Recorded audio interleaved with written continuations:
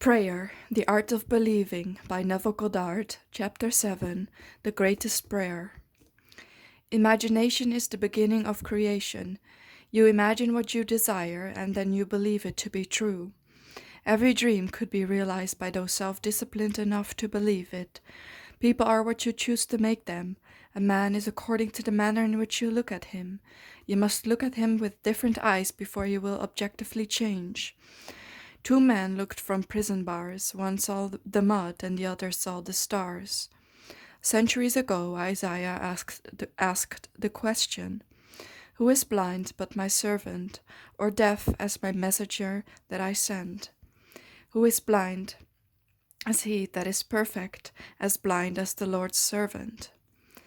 The perfect man judges not after appearances, but judges righteously. He sees others as he desires them to be, hears only what he wants to hear. He sees only good in others. In him is no condemnation, for he transforms the world with his seeing and hearing. The king that sitteth on the throne scattereth the evil with his eye. Sympathy for living things, agreement with human limitations is not in the consciousness of the king, because he has learned to separate their false concepts from their true being. To him poverty is but sleep of wealth. He does not see caterpillars but painted butterflies to be, not winter but summer sleeping, not man in want but Jesus sleeping. Jesus of Nazareth, who scattered the evil with his eye, is asleep in the imagination of every man. And out of his own imagination must man awaken him by subjectively affirming, "I am Jesus." Then and only then will he see Jesus, for man can only see what is awake in himself. The holy womb is man's imagination. The holy child is that conception of himself which fits Isaiah's definition of perfection. Heeds the words of St. Augustine, "Too late I have loved thee, for behold thou wert within, and it was without that I seek thee." It is your own consciousness that you must turn as to the only reality. There, and there alone, you will awaken that which is asleep. Through Christ 1,000 times in Bethlehem be born. If he is not born in thee, thy soul is still forlorn. Creation is finished. You call your creation into being by feeling the reality of the state you would call. A mood attracts its affinities, but it does not create what it attracts. As sleep is called by the feeling "I am sleepy," so too is Jesus Christ by the feeling "I am Jesus Christ." Man sees only himself. Nothing befalls man that is not the nature of himself.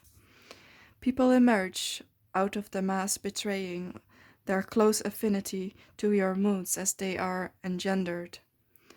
You meet them seemingly by accident, but you find they are intimates of your moods.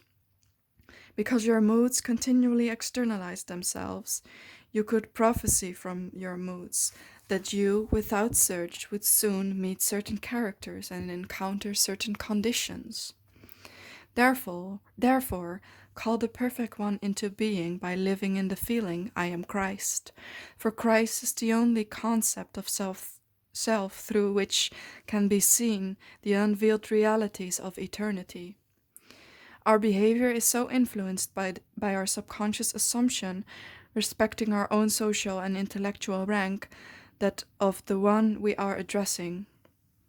Let us seek and evoke the greatest rank, and the noblest of all is that which disrobes man of his morality and clothes him with uncurbed immoral glory. Let us assume the feeling "I am Christ," and our whole behavior will subtly and unconsciously change in according with the assumption. Our subconscious assumptions continually externalize themselves that others may consciously see us as we subconsciously see ourselves, and tell us by their actions what we have subconsciously assumed of ourselves to be. Therefore, Let us assume the feeling, I am Christ, until our conscious claim becomes our subconscious assumption that we all with open face beholding as in the glass of the glory of the Lord are changed in the same image from glory to glory. Let God awake and his enemies be destroyed. There is no greater prayer for man.